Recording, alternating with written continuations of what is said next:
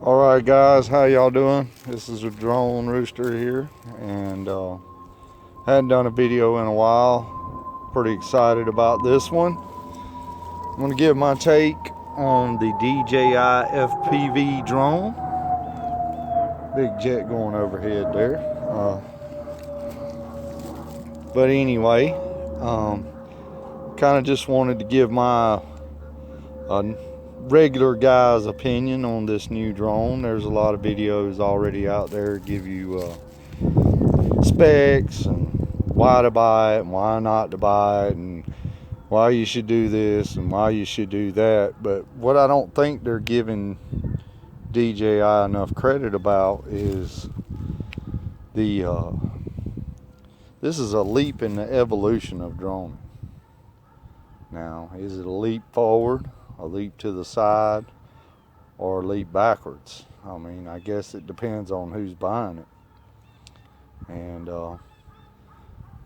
for me, this is something I wish they had, 8 years ago. I mean, this is exactly what I was looking to have 8 years ago. And as a droner, and I say droner, not an enthusiast, because I am a droner. I build, tinker, fly in all the disciplines of droning: video, racing, DIY projects, and so forth.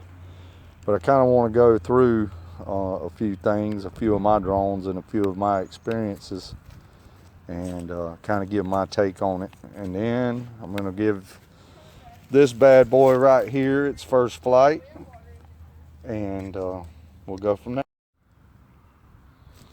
All right. Well, this is my first drone that I ever purchased. This is a Blade 180 QX 180, whichever way you want to call it. His name is Icarus, and you can already see there's a little FPV camera on the top there that I fly with Fat Shark goggles. And early on, the whole idea of FPV was a big deal to me.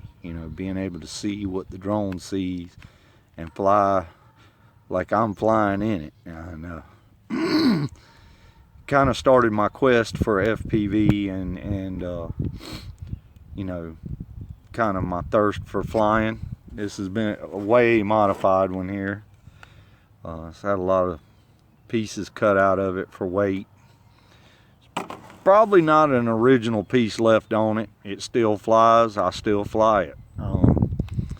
But this was kind of what you had to work with in the first generation. I also had a couple of Blade 350s. I had the QX2 and the QX3, and both of which I modified and had FPV transmitters, immersion transmitters with Fat Shark goggles, and I even put a head tracking system on one of them with the V2 Fat Shark attitudes, and done a lot of experimenting, tinkering, and whatnot. And I even built some pretty big quads, camera drones and whatnot. But I was always, the FPV video was never that great. You had to piggyback a good camera on it to get any good footage. And that was kind of, there wasn't nothing in between that at the time. And there still wasn't for a long time. And so I moved towards some of the DJI products. This is a Phantom 4. Phantoms have been probably one of the most popular quads out there. That's a Phantom 4 Advanced. Has 4K capability, has all the bells and whistles, safety. It's pretty quick too. I mean, it's pretty agile.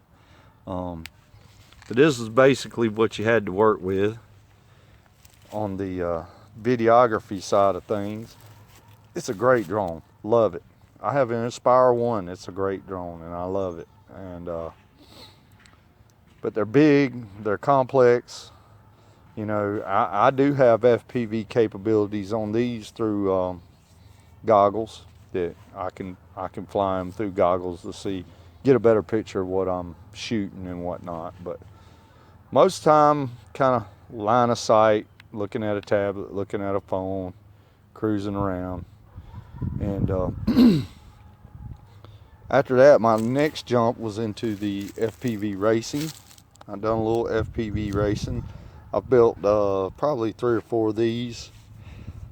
This is, anybody that races now would tell you that this is obsolete. Most of them have the battery slung under. It's an old analog system, old immersion, Fat Shark antennas on it and whatnot, and some different things. Good. This one's a 3S. Pretty quick, not the quickest. I got a 4S that's quicker.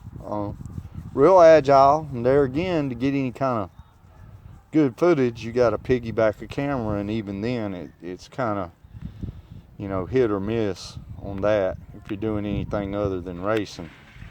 And you know, fun to fly, pretty durable. I mean, I've sent this thing through the trees, cartwheels, you name it. You know, you have to work on them, you have to build them, you have to put them together. You got to know what you're doing. You're doing a lot of setup, a lot of experimentation, a lot of time sitting on the laptop, you know, tweaking it and whatnot. But they're fun to fly, and that's that. Now I'm going to show this one. This is my Spark. I probably actually fly the Spark more than I do any of them. It's real convenient. It's real small. Takes a pretty good picture. Takes pretty good video. It's actually pretty nimble. You know, you put this thing in sport mode and you can follow somebody around on a bike or a dirt bike or something. And I mean, pretty good. Pretty good. I like it. Don't have a lot of flight time. Probably get about 10 good minutes out of it, depending on how I'm flying it. And so, you know, there's that. So, now DJI come out with this thing. What an awesome looking machine. Now, any racer's going to tell you that this is not a racing drone. It's 6S. It's heavy as hell. I haven't actually flew it other than taking off in my living room and getting it set up. I'm going to do some video later on that to add in with this, but I think for me this is just awesome. The picture I see in those goggles is light years better than anything that I got right now. I didn't have the V1s or any of the other incarnates of the DJI goggles. Thing 6S. They claim it'll do 89 miles an hour in the manual mode. And even though I'm pretty experienced at flying racing drones and acro and whatnot, I don't believe I'm going to try that with this as of yet. But I'm going to fly it in normal mode and maybe a little bit in the sport mode. I'm still waiting on my Fly More pack with 2 extra batteries and a charger. I do actually have that motion controller. I ain't gonna try that yet. But for me, this is the pinnacle. This is everything that I've ever wanted. It's got the maneuverability, the stability. It's got the fail safes, you know, that most DJI products have. It's got a 4K camera. It's got 180p 120 for slow-mo. I mean, just a laundry list of good things about it as a droner for me anyway. And I'm excited to get this on, so let's get to the flying part. Here we go. Is it recording? Yep.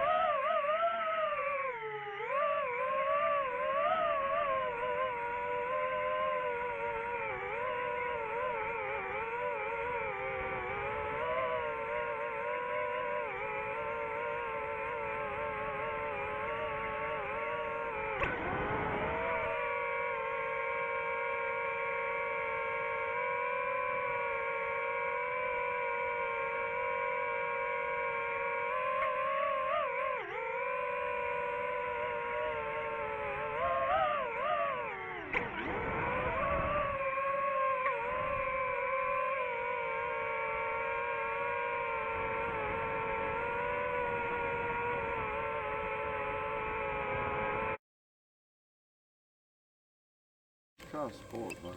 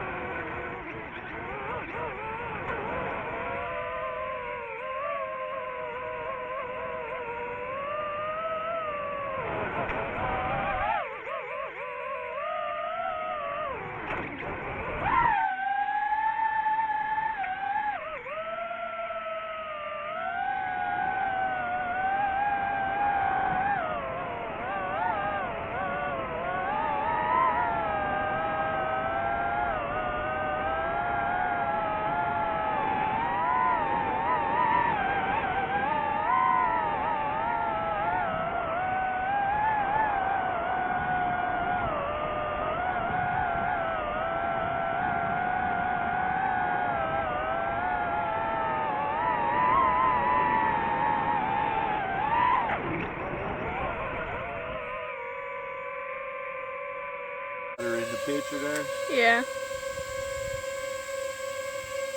Come on up close.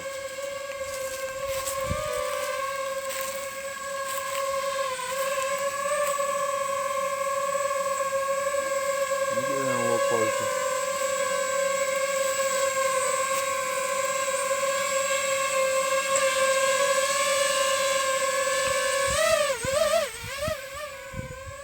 Even in normal mode, it's faster than most things. Yeah.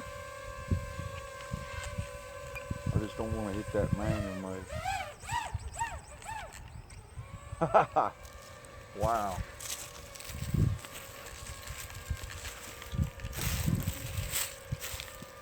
I can't believe how far it goes with no glitches in the, I mean, my Phantom or my Inspire, I get out over these trees, man, too far. I mean, I can still see, but it'll glitch. I mean, not one flicker from this thing. Yeah.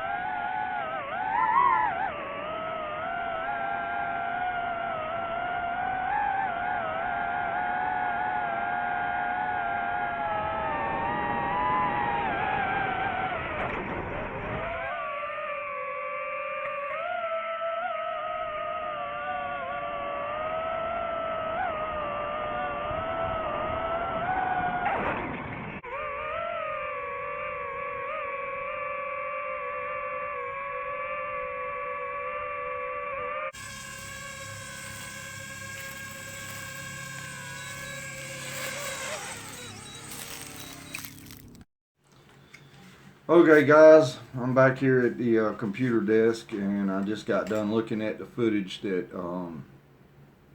you most likely just watched, and all I can say is wow.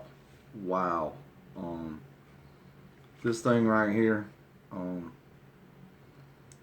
you're a droner like me, just a regular drone guy, you know, I'm not an influencer. I buy all my own stuff. What I don't buy, I build. This thing is amazing. The the footage that I downloaded is from the DVR on the goggles. I'm assuming that if there was any kind of glitch in the video feed, that it would show up in that as opposed to the SD card inside the drone. So that's the footage.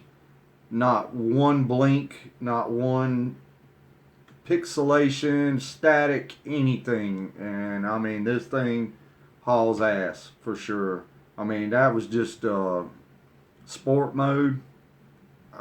You know, I am not brave enough to put this in manual yet. I've flown a lot of acro drones, racing drones, whatnot, in every kind of configuration you can think of, but you can definitely tell the 6S power that this thing's got. The video quality is awesome. I haven't flew anything like it. For the first time in a long time, it was really exhilarating flying this drone. Just response to be as heavy. It is pretty heavy. It's a big battery, and the only thing I will say is 20-minute flight time. What the whole video I took was, let's make sure here, was 9 minutes and 57 seconds. And at the end there, when I turned around, when I was following that car, I was getting a low battery warning. So, you know, I might have could have squeezed out a few more minutes or so. But I was pushing it pretty hard. You might get 20 minutes out of it in normal mode, just cruising around, you know, just flying around a little bit. Kind of abrupt on the braking. You can see when I stop, it's pretty abrupt. And I don't know if it has it on the SD card on the drone, but from my experience, that's the first time I've ever done a video with a DJI product where I heard the sound of the drone. And I'm one of those nerds that kind of likes to hear that stuff. I like to hear the motors a little bit, especially something with this kind of power and handling. It's kind of cool to hear that in the video. It's definitely loud. You're not going to fly this thing around people and they not know it's there, that's for sure. I mean, it is a buzz bomb. But having said all that, I mean, if you're a droner like me, you know, I've spent as much money as this thing costs on a lot less. So, is it worth it? I don't know. If you're a droner, it's damn worth it. If you're somebody looking to get into droning, I ain't gonna say it's the worst one you could buy. It's a pretty big leap, you know, to go to something like this if you've never flown before. But it has all the DJI safeguards and things like that, which has always made DJI has always been pretty user friendly. Kind of like their updates and firmware upgrades where they like to change too much stuff. If it ain't broke, don't fix it. But anyway, having said all that, I really like this. I name all my drones. This is Romulus. And I'll be getting my Fly More pack Tuesday. And man, I look forward to shooting some vids with this. Especially I ride bikes and my friends ride bikes, and I want to do some drone footage with them riding bikes. I mean, this is definitely the machine that I need to do that kind of stuff with. And you've been hanging out with the Drone Rooster. Like, subscribe.